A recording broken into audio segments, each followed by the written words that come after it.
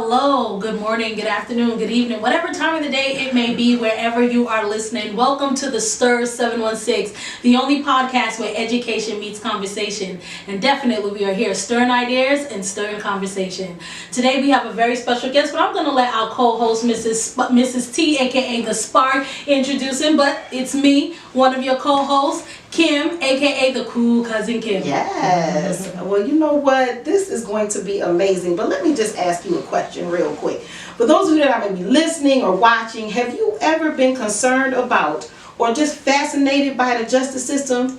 Better yet, have you ever found yourself on the other side of the criminal justice system and thinking, what does the judge really think? Well, listen, we got you today. Here on the Stir 716, we have no other than the Honorable Judge James A.W. McLeod with us this evening. Thank you so much, sir, for being in the studio with us today. Well, thank you for inviting me. Oh my goodness, this is going to be amazing. So let me tell you all just a little bit about him, because guess what? We have an international audience.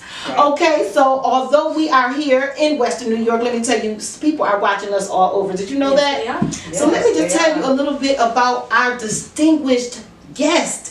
He is a trailblazing jurist who served on the family court, city court, and Erie County court. So he is an amazing judge. He sat on the bench. He is committed to justice, equity, and integrity. He has shaped not only the legal landscape here in Western New York, but also the lives of countless individuals who have appeared before him.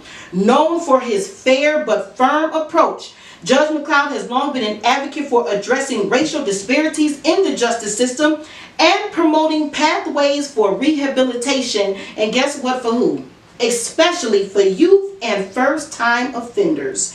A respected community leader, an educator, a mentor, and his career has been marked by courage, compassion, and an unwavering belief in justice for all. We are truly grateful to have him join us for this powerful conversation today. I am excited, and let me tell you something. We are going to call you honorable. You're honorable. Yes, because you are honorable. And let me just say this to people. You know what? Sometimes we say we need to get away from titles. We need to stop telling people our titles and go. But let me tell you, some people have earned their titles. Yes. Okay, through all of the years that Judge McLeod has been on, even when he was an attorney, as long as he sat on the bench, there was never any craziness going on. There's been no news articles, no scandals. He has been an upright man, and that's why we will call him honorable and your honor on this show. So I am just excited. And hey, his name should ring a bell to you, because guess what? McLeod, that should ring a bell. If you know anything about our history,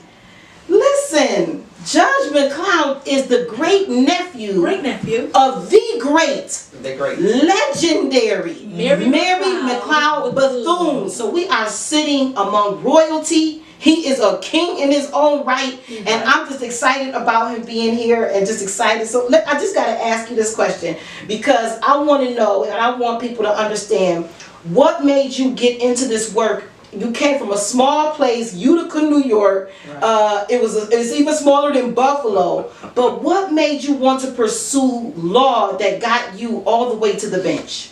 That's a good question. I don't know. Well, all right. Utica is small. That only maybe about 3-4 traffic lights. No, there's more than that. But as long as I can remember, I wanted to be a lawyer. I don't know why. Okay. In Utica, because it was so small, I'd never had any contact with a lawyer. Clearly there were no black lawyers or brown lawyers in Utica. There weren't even any black doctors in Utica. There was one black dentist that was there. But I wanted to be an attorney. I think maybe because I believed it would the chance to help people. And I just went through school, and I was fortunate enough to be able to get into law school, and that's what I became. And that's what you became, and we are so blessed to have you. Yes. Thank you. Yes. Doc. So, you didn't even introduce yourself. Oh yeah, we gotta get into it. And the doc, Natasha Manning is here. As you can see, she has on a white coat. She came straight from the office, seeing patients to the podcast forum. Yeah, so I am Natasha, aka the Doc, as my co-host has briefly introduced me. And I'd like to thank you once again for being on this platform with us. And I asked you a question. Are you okay with me calling you Honorable or Judge McLeod? No, I no. You good? Thank you. You Thank good? you. Yes. Like she said, we have to show you the respect. Now, dealing with the youth, there's a lot of changes that are going on, as we can see in the news recently. There's a lot of things going on with the youth, getting into trouble, and stealing of vehicles and things like that. And I know some people say that the youth are getting slapped on the wrists when things occur. What do you think about the laws when it pertains to the youth today, with all the changes? Well, first of all, the youth problem isn't new. I mean, it's been around for forever. There's been an increase. Well, that's what they say. A reportable increase. I mean, what may be reported has increased as opposed to what may have been taking place over the years. And unfortunately, over the years, same thing that happened years ago is taking place now, that there aren't enough programs that are there. We have a lot of young people who have mental health issues. Those mental health issues are caused by a lot of different factors, environment, family life, lack of family life, what's going on around them that adults are engaged in that has an impact on them. And in Western New York, there's a shortage of mental health providers to address those issues, whether they're in school or elsewhere. And kids have been involved in crime, juvenile crime that would constitute a crime if they were an adult for years in family court. And what has happened is that they've really, the only thing that's happened is that they've reduced the age by which you can charge a young person with an adult crime. As an adult, they can still be arrested and charged with an offense that would have them in what's called the youth part of court. That's in the adult buildings, but they're handled by specialized judges. And then you still have those kids who maybe child is charged as juvenile delinquents, juvenile offenders, persons in need of supervision still in the family court. But again, what you've got is that you get them over into the courts and the judges can only do so much. And just like in the past, where there's a need for neighborhood involvement, there's a need for parental involvement, there's a need for family involvement, and in too many instances, you find that when I was growing up, me and my friend, I don't think any of us ever found ourselves in a family court because our parents and our neighbors, they took care of us. So there was a consequence of our action, and they stopped it. And so you had a neighborhood, a block, or neighborhood in general that stepped in even when a parent wasn't there. And these problems didn't blow up to the extent that they've blown up with now. Now you've got, unfortunately, in too many instances, families and parents who have issues and they think the judge and the court is supposed to correct it. And I remember when I was on the bench, people would say that, say, well, unfortunately this child never lived in my house. Because if he or she had, we wouldn't be here. But, so you've got to step up to the plate and do things.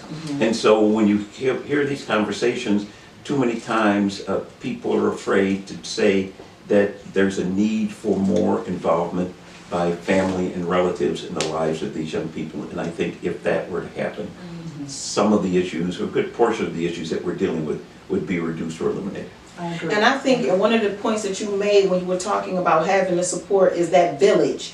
We've lost sense of community and village. It's something I think that we can possibly work to get back.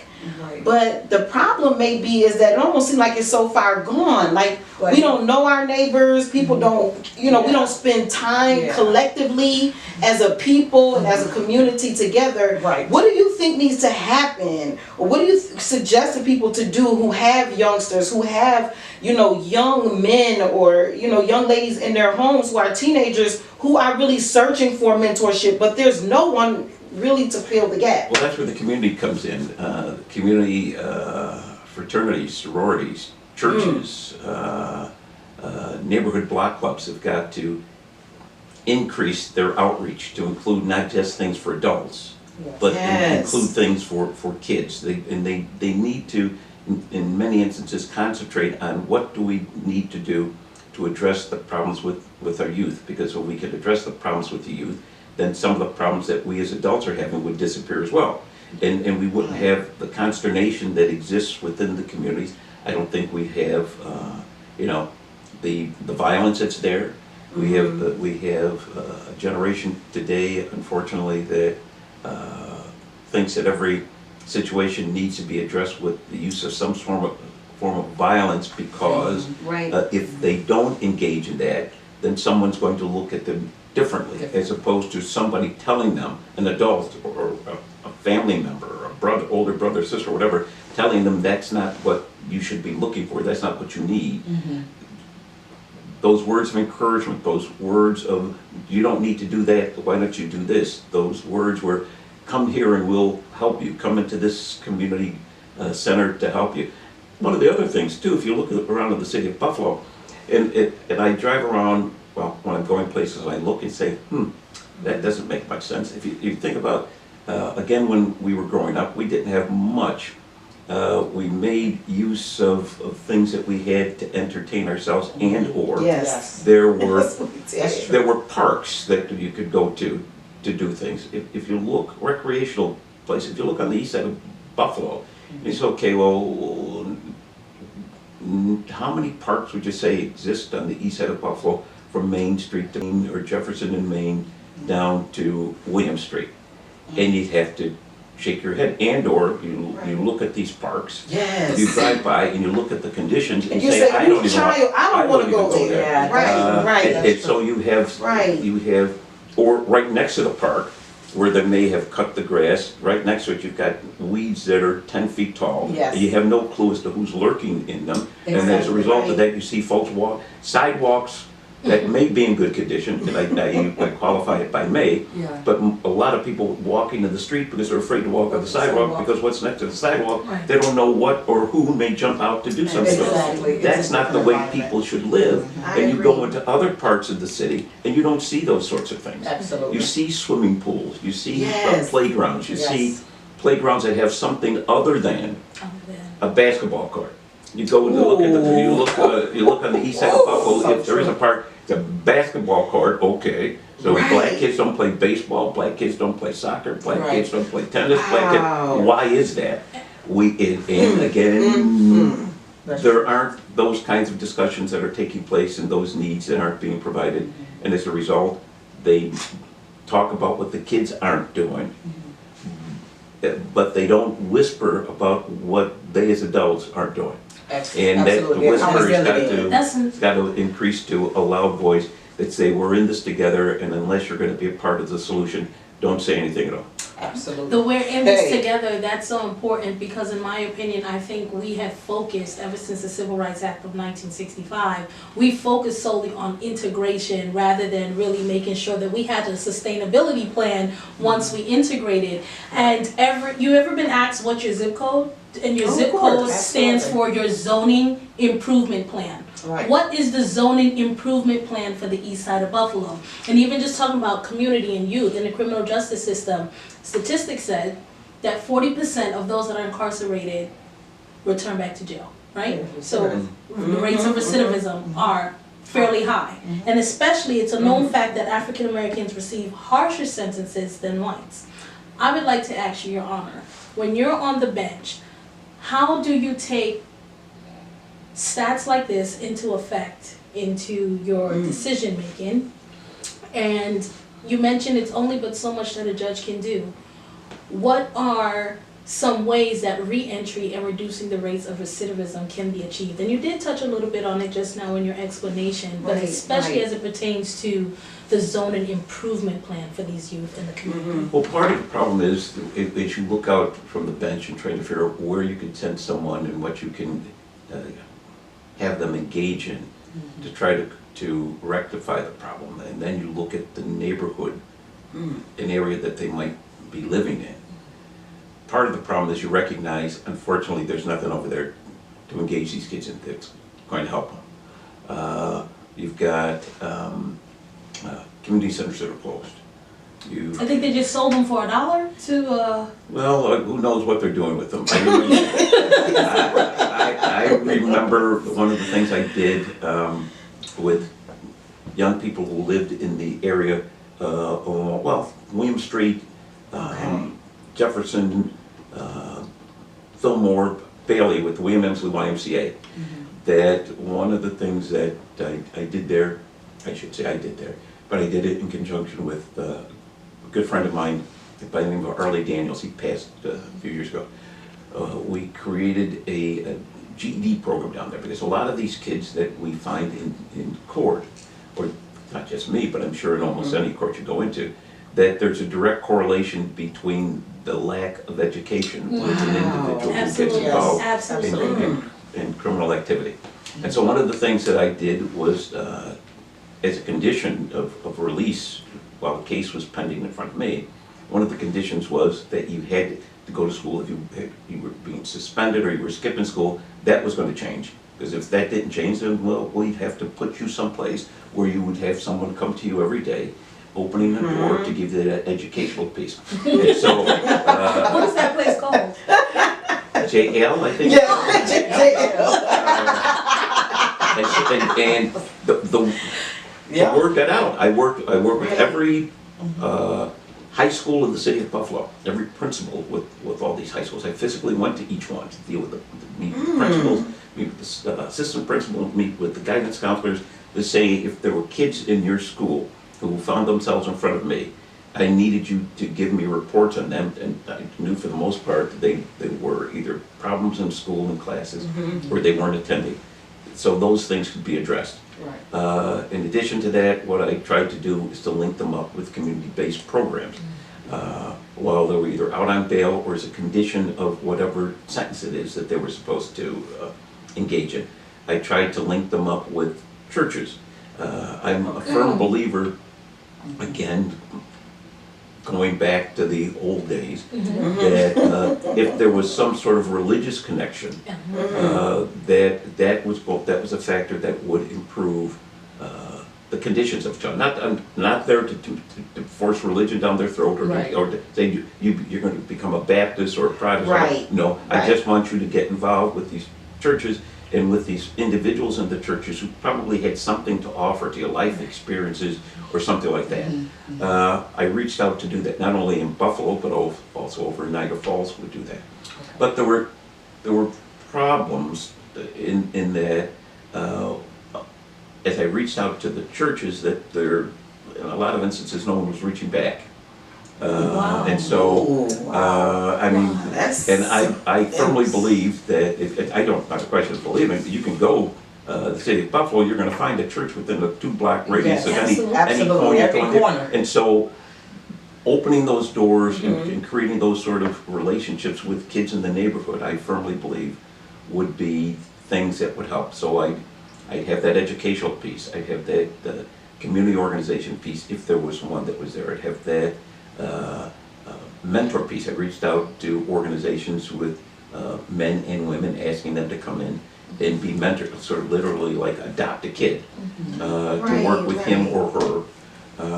And it was those sorts of things that I would do to try to stop a youngster from coming back. And most of the time, with the young people that I dealt with, they didn't come back, or they didn't come back as frequently as they would have been. And there were times, even now, somebody comes up to me and reminds me, even though I don't remember them, that they had been in my court and something happened. I was at a restaurant a few weeks ago with someone who's a board member for Stop the Violence, and we were there, and this young Latino kid, I'm there, he must have recognized my voice, and he came over and said, "You're Judge McLeod." I says, "Yeah." He says, "I want to thank you because you turned my life around." And he just said that, just got up from wherever he was, I don't know where, came over, said that, and then left. And the guy across from me was like, "Whoa." And I'm saying, I don't even remember who that young person was. But that's the sort of thing that I was able to accomplish. and other judges can accomplish it too, if indeed they want to do something other than come into the building, sit on the bench for a few hours, get this great paycheck, and then go home. And I think if more people in positions like that engaged to the same extent, or somewhat to that same extent, we would dramatically reduce the number of young people, men and women, young men, young women, who find themselves in court coming back to Christ. And this is why representation matters, because I think what makes you different, Your Honor, is that your representation and your heart and your background, right? Because when you look at, you do a root cause analysis, or just look at the genesis of the incarcerations, is the mass incarceration. Is a book by Michelle Alexander. It talks about the new Jim Crow and mass incarceration and color blindness, colorblindness. Excuse me. We got you. We know what you were meaning. So many judges can do and follow what you have been doing as an archetype, as a prototype, but it really it comes down to a matter of the heart. It now becomes a heart issue. Do you want to have perpetual racism and institutionalized racism, or do you really want to cause a change here? And the last point I want to mention, it's interesting how you mentioned churches weren't getting back to you, because when you look at just even prison, right, the penitentiary, the penance, it was started by the Catholic Church. You would go and you would pay your penance almost as a way to reflect and talk to God and think about what you have done. But we've seen over the turn of decades and centuries and the years that incarceration is not rehabilitation, and in fact the rehabilitation happens in ways and platforms and formats in which you just mentioned. So I wanted to just make that point there for those that are listening. You might be a judge, you might be an attorney, an aspiring attorney. Ask yourself, why do you want to get into the work that you are getting into? What are the reasons? What's the catalyst for change? What impact are you looking to have? And you mentioned when you talked about mental health providers, because I am a mental health provider, and I agree with you, there's not too many that look like us to provide the care. And I do agree, past traumas have definitely attributed to a lot of what's going on, and what happened is that it just keeps going on and going on and going on, because we all heard that old saying, what happens in this house stays in this house. But what has happened is that once something exacerbates or sparks something from the past, it's reactive. And like you were saying, that these kids need to know every action doesn't need a reaction to it. There's other way to problem solve, you know.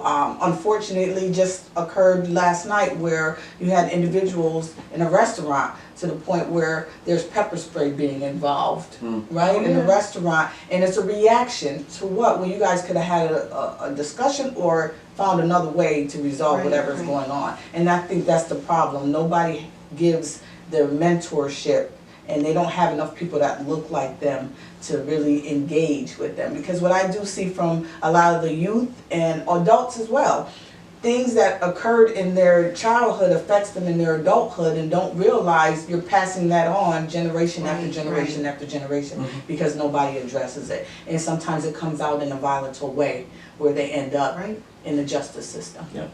I'm glad you brought up the word generation, because, and I don't want to make, because you are a young man. You are a young man. Listen. But I do want to ask you what you've seen. You have served on the bench both at family court. You have seen many things for some time. I want to ask you, what did you see that was different when you first sat on the bench, that it just changed, like the longer that you were on the bench, in regards to, you know, rather it be you know, how we interact with each other? Like, have you seen, like, is it just a different type of young people that are, you know, it changes, and I'm sure it changes, right? But I mean, what like shocked you the most from when you first started on the bench, and then like when you were ready to head on off of there? Well, I think one of the things that got me was the how could I put it? The two things. One, the lack of the increasing lack of respect that young people had, not just for themselves, but for the adult who was responsible for them. would say and do and behave in such a way that, you know, saying things to the parents or to the grandparents or stuff like that, that I still, if I say to myself, if I were to even think about that now, with my mother who's been gone for many, many years, I'd still duck. I mean, that doesn't exist anymore, and it's like, who's running? The question as to who's running the household was shown to me. It ain't the parent. It's the kid that's running the household, and then you're wondering why the kid is here, or you realize that this kid doesn't stand a chance. That's changed, and over the course of the years, it's changed. And when I was a defense lawyer, I represented some pretty serious characters out there. Okay. But Characters, the respect that they had for the system and for whoever the parent or grandparent was, or aunt and uncle who was raising them, was clearly evident. Okay. Now, in too many instances, it's not. You go into court and you rarely see a kid may come in and the only person with them is posse, or his girlfriend or a boyfriend. There's no parent. There's nothing, and even when it comes to too many times young people in jail and somebody's calling about their bail, it's not a parent anymore or an adult. It's the girls, and the girls have unfortunately given themselves over to self-control by these young men who you look and you say, you would think that would be the escape route. He behind bars. But I mean, he does nothing. I've had cases where young girls have come in and they, you know, what was the bail for such and such? Well, why I want to post the bail? Well, what do you do? I work McDonald's. You have, who lives with you? Well, me and my baby. And I'm saying, you've got a child, and you want to post bail for him, and he has nothing. Those sorts of things have changed with the passage of time. I wanted to just real quick. I want to just piggyback on what you were talking about. That really is a microcosm of what we're seeing everywhere. So being in the school system, I can tell you that same disrespect that you said that those young people have towards their parents is what they have towards teachers, administrators in the building, and I mean cursing all day, and not cursing around, but cursing at adults. I mean, it is just the lack of disrespect. And it's almost, it takes you aback. If you've never seen it before, you almost think like, is this bizarro world? But you also have parents. So I would tell you a situation. There was a student some years ago. I was substitute teaching, and the student was cursing up a storm, cursing it. Here, call my mother. They don't have the fear anymore of you calling a mother. When we were in school, if our parents had to be called from work, we knew we were going to get it when we got home, right? We just didn't want the teachers to call our parents. Now they give you the phone to call. But anyway, she's cursing. So the mother comes in. I don't know why she's cursing this and the third. She takes the girl out in the hallway and she's cursing at her. And I'm thinking, well, what do you mean? You don't know why she's cursing. Look how you're talking to her. And then you're expecting her to come into school and have that same respect towards someone else. You're not teaching her anything different at home. Both of you mentioned something that I want to now ask Your Honor a question and pivot a little bit and talk about the adults, right? Because we look we look a lot of times at the children, but they are a product of their environment. Absolutely. And when we look at the parent and we look at the environment, and we consider those social determinants of health, right? So access to affordable housing, right? Quality education, even upward mobility, access to fresh fruits and vegetables, food insecurity, food deserts, right? You look at the pressures, and even seeing, I believe it was Forbes magazine that rated Buffalo the number 3 poorest place in the world, right? And so when we look at poverty and we look at crime, you're going to always see that parents are either absent from the home, working too much, right? the children are now cooking, they're becoming the care providers, so then that's where the disrespect also comes. I'm not saying that it's valid, but that's where the disrespect comes in. So the pivot that I want to make before, I know time may be approaching, Your Honor, we know that in January you made your announcement as running for mayor. Yes, and you yes, named yes. economic growth playing an active role in the city's education system and reducing and eliminating red tape for Buffalo businesses as part of your platform for mayor.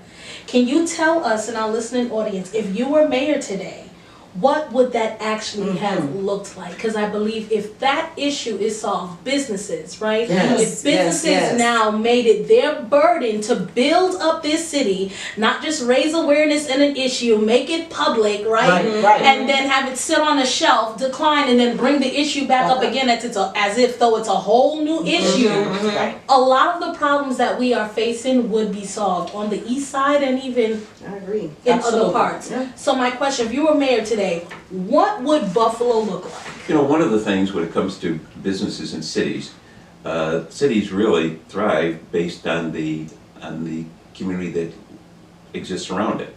And to be a good business, you need educated people.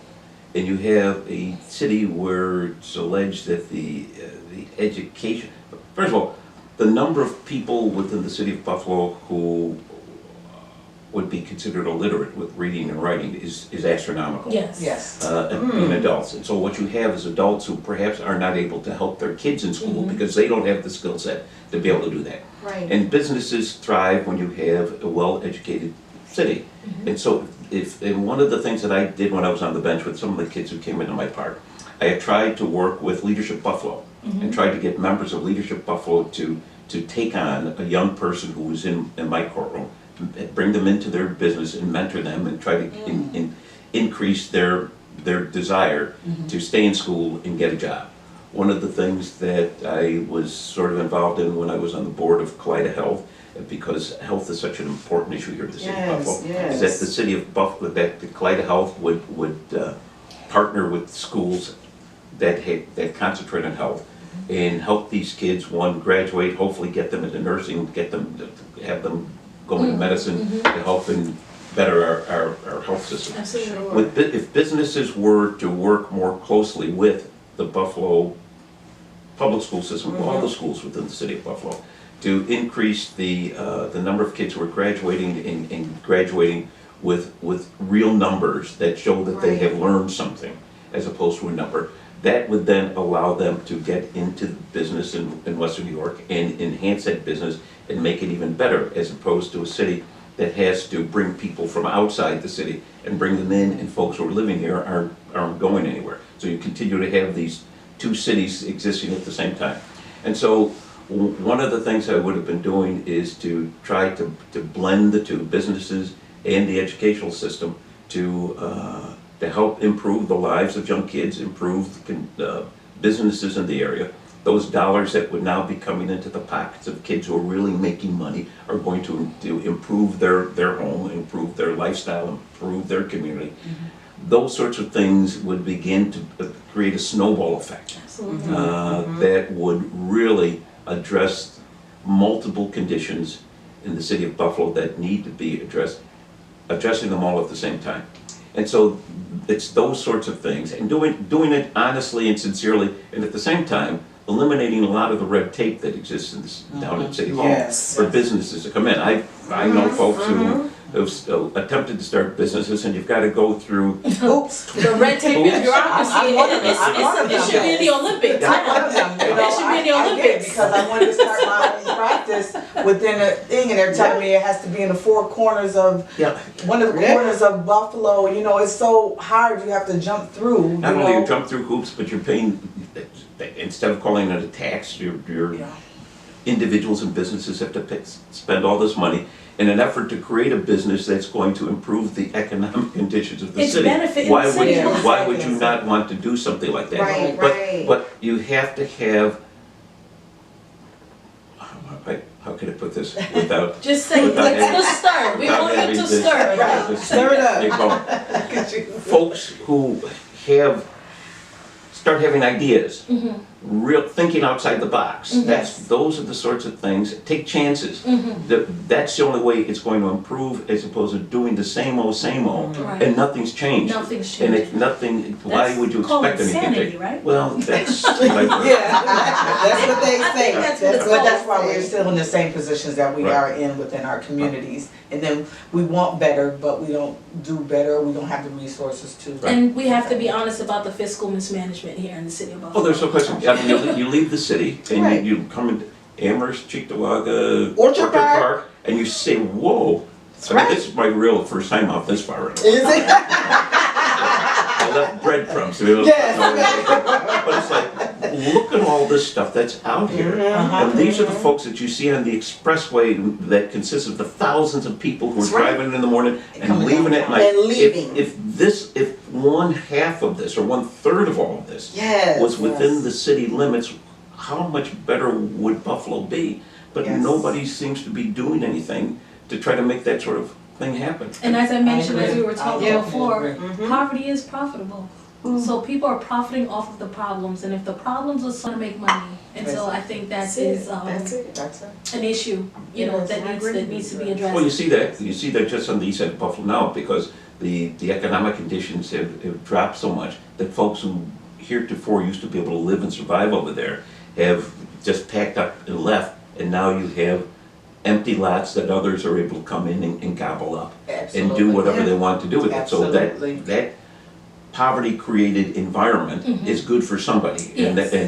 and they're starting to benefit from it, and we Yeah. continue to lose. Yes, Exactly. absolutely. Absolutely. Listen, if you are listening to the story, you've been listening to us for a while and you have not yet subscribed or pressed the like button Yes. or shared Do it. or dropped a comment, Do it. please do it now. We want to hear from you. Whether you agree with the judge, you disagree with the judge, whether you've been involved in the criminal justice system, leave us a comment. Tell us what you think. If you are a Buffalonian, part of the Bills Mafia, and you have a solution Right. on how we can address a lot of the issues, the disparities, the comorbidities that are existing in our city as a whole, as the Queen City, we want to know. We want to hear from you. So Yes, go ahead and definitely. press the like button.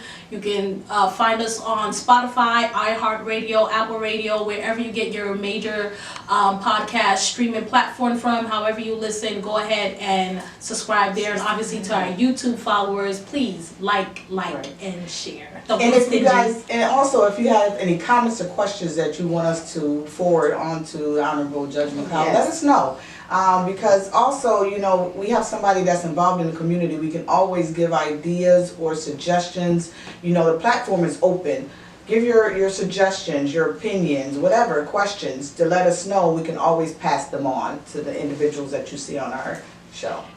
And I just want to, I know with the close, you know, I always like to ask our guests kind of just a question, you know, no right or wrong answer, but I want to ask you, you know, you had such an awesome legacy. Before we started talking on the podcast, you mentioned about there being less black attorneys and judges that we see now than, like, less now than even before, when you would have thought before it would be less, and now there's more here in Buffalo and Western New York. I'm not sure if that's the case all over the country, but what would be your message to young black students who are thinking about a career in law or being an attorney or being a judge, and what would you share with them and tell them a word of encouragement or a suggestion? It can be done. There are more judges now, black judges, than there were before, but there are fewer practicing attorneys than Okay.